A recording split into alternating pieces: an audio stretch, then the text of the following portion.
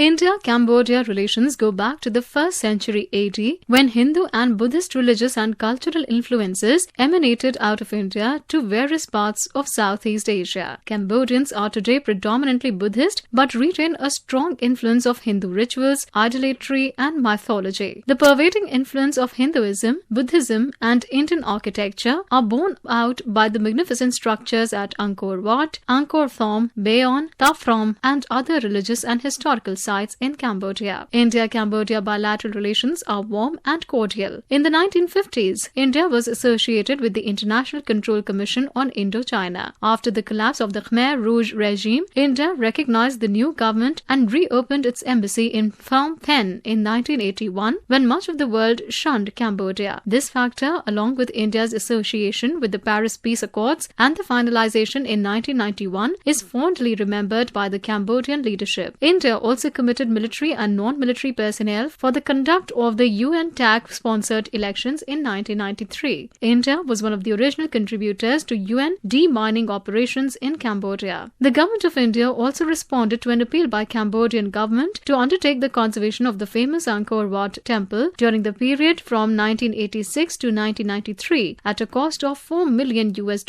at a time when peace in the country was yet to be settled. India and Cambodia cooperate in a number of multilateral and regional fora. Prime Minister Hun Sen formally declared his country's open support in favor of India for permanent membership of the UNSC at the South Summit Conference in Havana in April 2000. Cambodia has time and again reiterated this support at various international fora and during bilateral interactions. In the context of India's Act East policy and the ASEAN, Cambodia is an important interlocutor and a good partner. Contemporary times have witnessed expansion of cooperation in diverse fields such as institutional capacity building, human resource development, and extension of financial assistance in infrastructure projects, security, and defense. On the political front, there has been regular exchange of high-level visits. Bilateral defense cooperation between the two countries has been continuing with the conduct of annual training capsule for Royal Cambodian Armed Forces in peacekeeping and demining modules, defense training programs under ITEC, and ship visits by the Indian Navy and Indian Coast Guard. In November 2016, Indian Coast Guard ship Samrat visited Sihanoukville on a goodwill visit. In September 2016, an